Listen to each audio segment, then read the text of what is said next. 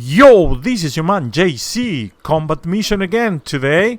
This is Shock Force 2.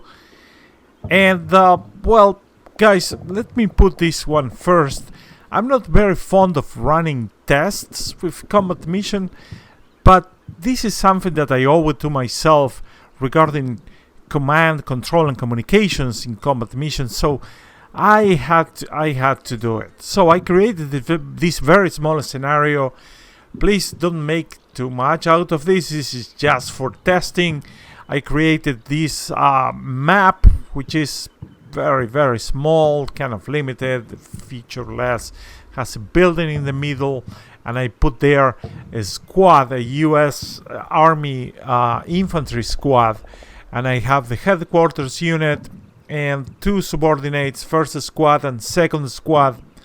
Each one has 9 men, as you can see, and well, pretty much that's the basic setting. I will have some insurgents coming from this area, and they're gonna be targeting, trying to get into this place, and well, there's gonna be a firefight against second squad. This one I just keep it as a control. And well, you see the red lines. These are command lines.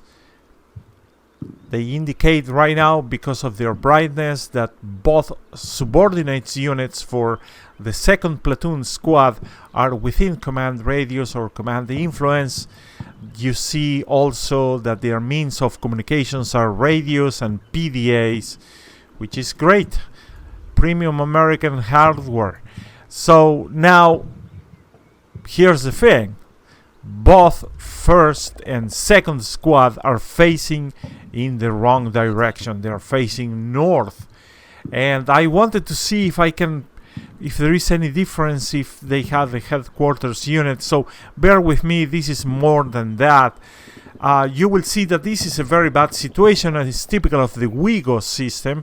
During 1 full minute, you have no control over your units, other than the the commands that you have given them. But let's suppose that these guys receive a nasty surprise, which is kind of symbolized by having the insurgents come over to them.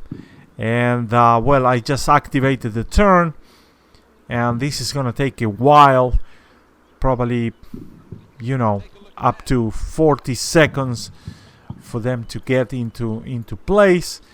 And well, we'll have to do a little waiting here. There they come. Let me pause this and let me put this, because okay, let me put this forward. This is not about tactics. This is poor security, of course, from this American platoon, or demi platoon. This is not the point. Don't come to me like, oh, you should keep security. I know, yeah, it's a 360 security all the time. This is just for testing. So as you can see, enemy contacts, probably sound contacts, because nobody has the unit on site.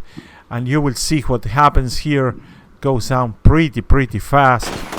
There you go. The enemy is shooting at our troops, and they go down pretty fast. Yeah, it's a complete chaos. Of course, I'm gonna pause it here, and you see that the other units are already kind of aware that there is some trouble there, either by sound contact, because they're firing. That's pretty much a very loud indication that something is going on. But let's finish the turn, and you can see that the American squad, it is down. 9 casualties, all wiped out. Very bad situation. So the turn has ended. I usually stop this test scenario at 1 turn, because things start to deviate, and in this case there is no point. I just made the point that the unit is wiped out.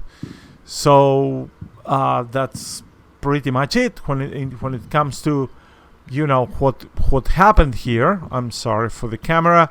And well, all units wipe it out. I ran this 10 times, which is not statistically enough, I know, but most of the times the unit was completely wiped out. The second squad suffered terribly, 9 casualties out of 9 almost the entire time. So the question that I wanted to answer is, well, does the second squad has the capability to deal with this threat? I think that that's a very important control, and I'm gonna show you that in the next setup. So I just quit the scenario, reloaded it, and I have the same situation: headquarters, first squad, second squad. They're looking in the wrong direction, but the control now is going to be, what about when the second squad is looking into the right direction? So I'm going to make them face south straight. And as you see, when the enemy arrives here, hopefully they will have a better chance to survive this encounter, because they can see them right from the beginning. One thing that you can say is, well, what about you have the second squad making giving their faces to the south. What happens if you put them at an angle like that? And I tried that, but when you do that, some of the soldiers here, they take a step into the right just to sort of giving it some depth, and they would step somewhere around there, and that will give them an edge, because they will have a better view through these all the way across the battlefield. So I am forced to somehow keep it all the way south. So I'm gonna hit the start button, and let's see what is the outcome in this case.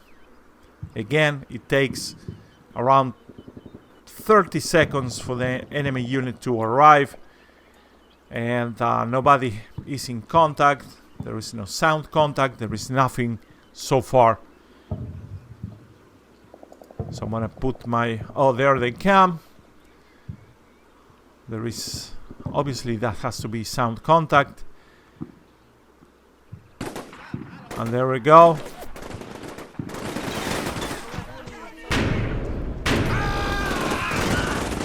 The Americans are pretty much wiping out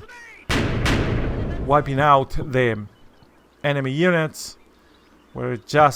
I just run the scenario one turn. I believe it's enough. And 2 seconds, 1 second, and that's it. So the enemy units were completely wiped out. The American second squad had no issues, no casualties, and that's pretty much it. Of course, they were facing in the right direction. It's like the enemy just walked into a trap. It's like the trap reversal type of thing. I ran these 10 times, and I have to tell you that when you run these more than one time, the law of averages start to take effect. I had a couple of runs where, not a couple, but I believe it was one of them, where the enemy had an edge and wiped out the complete second squad, which was somehow remarkable. But it doesn't compare actually with a scenario where I am putting them facing south. So it's basically just my control. I just want to ensure that the second squad has the weapons and has the training to be able to deal with the threat. So now we're going for the interesting part now. So bear with me. I'm gonna unload and reload this scenario and show you what happens next. So look at this reload. Same units, first squad, second squad, headquarters. The headquarters, now I have moved them into the building, put them in the top floor, and they are facing south, so they can see where the enemy is coming from. They are hidden because I don't want this to turn into a shootout. I just want them to be just, in sight of the enemy, but not actively shooting. And most importantly, second squad is facing in the wrong direction. So the thing that I want to test is if this headquarters unit can give information to this second squad in time to prevent their demise, because we have tested it before. When they are facing in the wrong direction, something bad is going to happen to them. So they lose all the time. So right now I have the headquarters using, and in order to avoid them shooting out, I'm going to put them a very limited arc like this, so they are not shooting out and they are hidden. And every time I run this scenario, I go and I check that they didn't fire and they didn't cause casualties. Because if the headquarters start firing, they are going to, affect the strength of the enemy unit, and that is not going to be fair. So I'm going to run this thing right now. Again, we have to wait. And now take a look. You see, let's stop this right here. The headquarters unit, even when it is hidden, has a sort of a perception that the enemy is coming from the south. So the other units, they already received the memo that the enemy is over there. That's for the second squad. The first squad also got the memo, and they're kind of aware that the enemy is over there. So we continue now. We're seeing the collective pretty fast advance by the enemy, and as they continue moving down, again, thanks to the communications, they receive their relays from the headquarters, I suppose, that the enemy is advancing. See how the information actually is a bit delayed, and that's, of course, you have to see and you have to transmit the information. I don't know by what means it's done. Could be even by shouting at this point, because the units, subordinates and headquarters are so close together that anyway it doesn't matter too much. So we continue the scenario. The enemy continues to advance. Stop right there. Now the headquarters unit can see them. They have a very good line of sight. Second squad still cannot see them. They don't have line of sight because they're facing in the wrong direction, but they know they have something in the back that is urgent. And these guys too, look how even the information that they have is different. Like second squad has all these contacts here. The first squad has just a couple of them, and of course the headquarters has the premium view of everything. So 30 seconds to go. Let's see what happens. Look at that. They turn around on the spot, and well, a nice firefight ensues, and there you go. Still 12 seconds to go. There is some casualties in second squad, but pretty much the unit has held and this is where the turn ends. I see an AK that is being fired, and we have 1 casualty. So of course, at this point, this run of the scenario is anecdotal. You need to run it many times. The times that I ran this was 10 in my testing, and yeah, I agree with you. This number of runs is not particularly very good, but I want to share the results with you, because I do believe that even when they are questionable from the statistical point of view, I do believe that they show a trend, and that is that when the headquarters unit is helping the second squad to get, to get aware of a threat, the outcome for the second squad is much better. They suffer less and less casualties. That's what I am kind of seeing, or the trend that I am perceiving, based on the control, the base run, where the unit was facing in the wrong direction without help of the headquarters, and this particular final testing, where the unit was facing in the wrong direction, but they had the help of the headquarters unit. So let's take a look at how this looks like.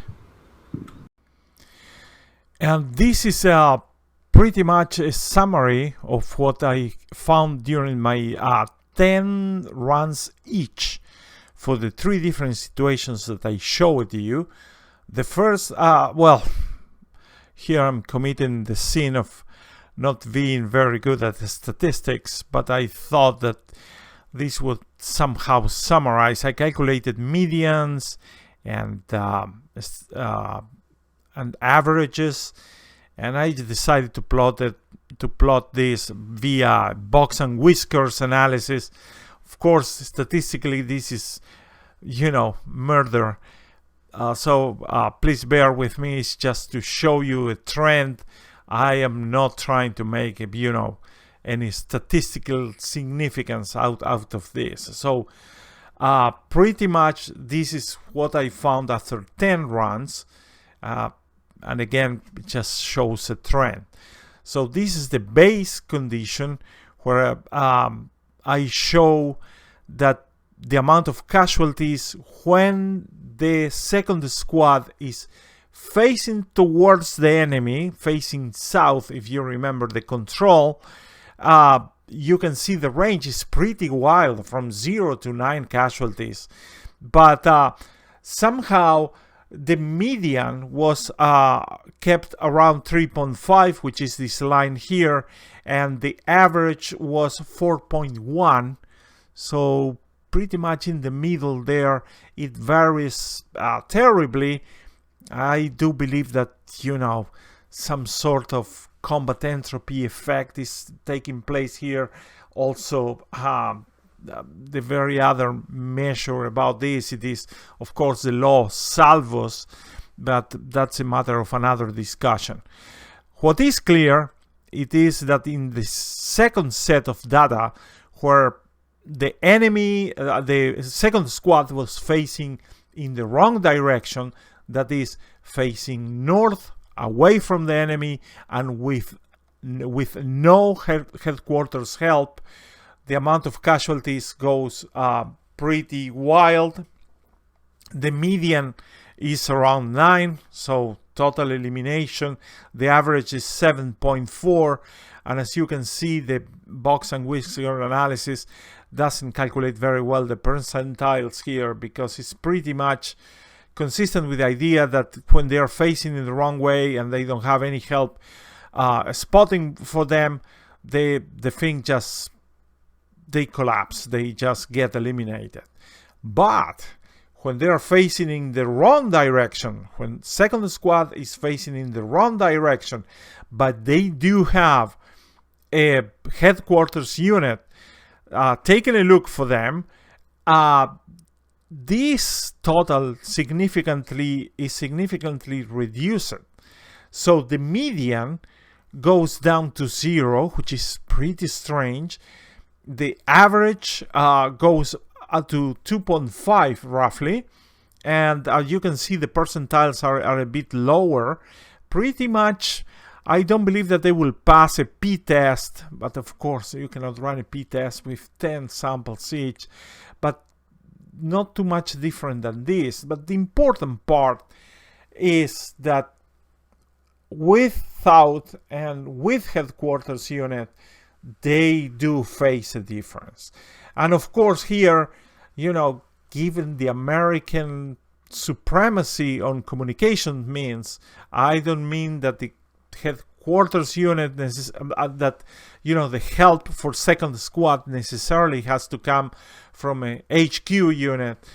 I am kind of believing that it can come from anybody that has a radio and is going to share with them, but that could be a matter of another discussion. So I am seeing something here that is really very strange, and you know, I know that being like I am, I'm going to be running more tests about this, because headquarters unit apparently, or at least, you know, having them around the troops to provide the spotting, which is, by the way, what they are supposed to do in real life, you know, it may have more influence on the outcome of the battle than just, you know, being there for morale support or something like that, which was the way that I was using them.